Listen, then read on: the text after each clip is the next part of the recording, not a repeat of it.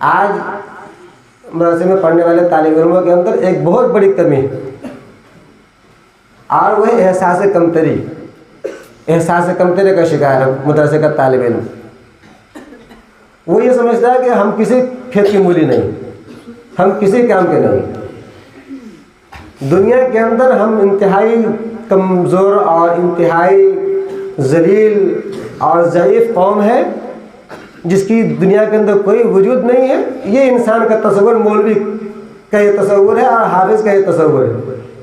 حدیث میں آتا ہے کہ جس نے حفظ کیا، حفظ کرنے کے بعد یہ سمجھا کہ ہم نے کچھ نہیں کیا، تو اس نے قرآن کی ناقدری کی۔ عزیزو، یہ قرآن سب سے بڑی دولت ہے۔ آپ غور فرمائیں، یہ قرآن کس پہ نازل ہوا ہے؟ یہ قرآن آپ صلی اللہ علیہ وسلم پہ نازل ہوا، جو دنیا کی سب سے بڑی ہستی ہے۔ اللہ تعالیٰ کے بعد اگر کسی ہستی کا درجہ ہے دنیا اور آخرت کے اندر، تو وہ آپ صلی اللہ علیہ وسلم کی ذات گرامی ہے۔ اگر یہ چھوٹی دولت ہوتی تو اتنی بڑی شخصیت پہ یہ چیز نہیں نازل کی جا سکتی تھی۔ اس قرآن کی عظمت اور اس کی دولت و عظمت ہونے کے اندر اتنا کافی ہے کہ اس کو نازل کیا اللہ تعالیٰ نے آخری کتاب کے طور پر، اور قیامت تک کے لیے نازل کیا ہے، اور سب سے معزز فرشتے کے واسطے سے نازل کیا ہے، اور سب سے معزز انسان کے اوپر نازل کیا ہے، اور سب سے معزز نبی کے اوپر نازل، انبیاء میں سب سے معزز اور سب سے بڑے اور سب سے جلیل القدر نبی کے اوپر نازل کیا ہے، ساری انسانیت کے لیے نازل کیا ہے۔ اور اتنی بڑی نعمت کے حاصل ہونے کے بعد اگر کوئی احساس کمتری کا شکار ہے، دوستو عزیزو، بہت بڑی یہ اپنے ساتھ آپ ناانصافی کر رہے ہیں، آپ بہت بڑی ناانصافی کر رہے ہیں۔ ایک شاعر کہتا ہے، برخود نظر کشا زتہی دامنی مرنج، برخود نظر کشا زتہی دامنی مرنج، در سینے تو ماہ تمام نہادند۔ برخود نظر کشا، اپنے اوپر نظر کھول کر کے دیکھو، اپنے کو نظر کھول کر کے دیکھو، زتہی دامنی مرنج، تمہارا دامن اگر خالی ہے مال دولت سے تو رنج کرنے کی کوئی ضرورت نہیں۔ تمہارے پاس اگر دنیا کی ٹپ ٹاپ نہیں ہے، دنیا کا مال و دولت نہیں، کوئی افسوس کی ضرورت نہیں۔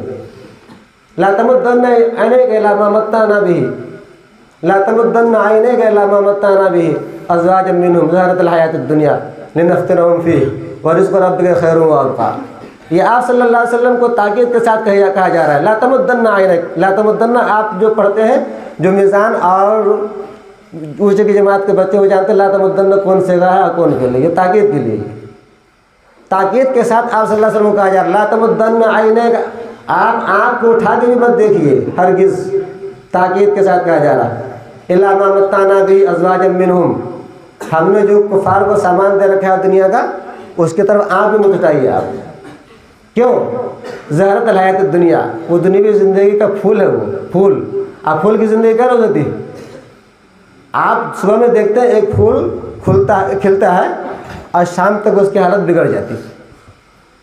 جو پھول صبح میں آپ کو بہت زیادہ پرکشش اور انتہائی جاذب نظر آ رہا تھا، شام تک اس کی ایسی بوسیدہ حالت ہو جاتی ہے کہ وہ دیکھنے کے قابل نہیں ہوتا، اس کو لات سے آدمی روک دیتا ہے۔ دنیا کی اور دنیا کے سامان کی یہی صورتحال ہے عزیزوں۔ تو اگر آپ کے پاس دنیا کا مال و دولت نہیں ہے اور دنیا کا ساز و سامان نہیں ہے تو کوئی گھبرانے کی ضرورت نہیں، اس لیے کہ سب سے بڑی نعمت آپ کے پاس موجود ہے، قرآن عظیم۔ اس لیے شاعر نے کہا ہے طالب علموں سے، برخود نظر کشا زتہی دامنی مرنج، اپنے کو دیکھ اور تہی دامنے کے اوپر رنج مت کرو۔ کیوں؟ در سینے تو ماہ تمام نہادند، تمہارے سینے کے اندر مکمل چاند رکھا ہوا ہے۔ تمہارے پاس علم دین ہے، تمہارے پاس قرآن عظیم کی دولت ہے، تمہارے پاس دین کا علم ہے، اور پھر تم اپنے آپ کو خالی سمجھتے ہو۔ مولانا تھانوی رحمۃ اللہ علیہ ایک مرتبہ ڈھاکہ ان کو بلایا گیا، اور نواب ڈھاکہ نے یہ کہا، کلکتہ میں کسی آدمی کے پاس کھانے کی دعوت تھی، تو انہوں نے حضرت تھانوی رحمۃ اللہ علیہ کے بارے میں ان سے کچھ کہا کہ آپ تشریف لائیے یا کیا، تو انہوں نے کہا کہ ہم کو تشریف لانے کی ضرورت نہیں، آپ کو تشریف لانا تو لائیے. کیوں؟ اس لیے کہ آپ کے پاس دنیا ہے اور دنیا بقدر ضرورت الحمدللہ ہمارے پاس بھی، ہم اس میں آپ کے محتاج نہیں. لیکن جو چیز میرے پاس ہے دین، وہ آپ کے پاس نہیں ہے، اس لیے آپ ہمارے محتاج ہیں. اب محتاج آتا ہے محتاج والے کے پاس، محتاج والے محتاج کے پاس نہیں جاتا ہے. اس لیے آپ کو آنا چاہیے، میں نہیں جاتا. آپ کے اندر جب یہ استغنا اور جب یہ خودداری پیدا ہوگی تو آپ کی قدر اور آپ کی عزت دنیا کے اندر ہوگی. اور اگر آپ کے اندر یہ استغنا اور خودداری نہیں ہے تو آپ کی کوئی قدر نہیں ہوگی. اس لیے کہ یہ جو دین ہے، اس دین کے اندر اس کا استغنا کا اور اس کا خودداری کا بہت بڑا رول ہے. آپ صلی اللہ علیہ وسلم کی ذات کی آپ دیکھ لیجیے، پوری زندگی آپ صلی اللہ علیہ وسلم کی آپ دیکھ لیجیے کیسی زندگی آپ صلی اللہ علیہ وسلم گزری تھی.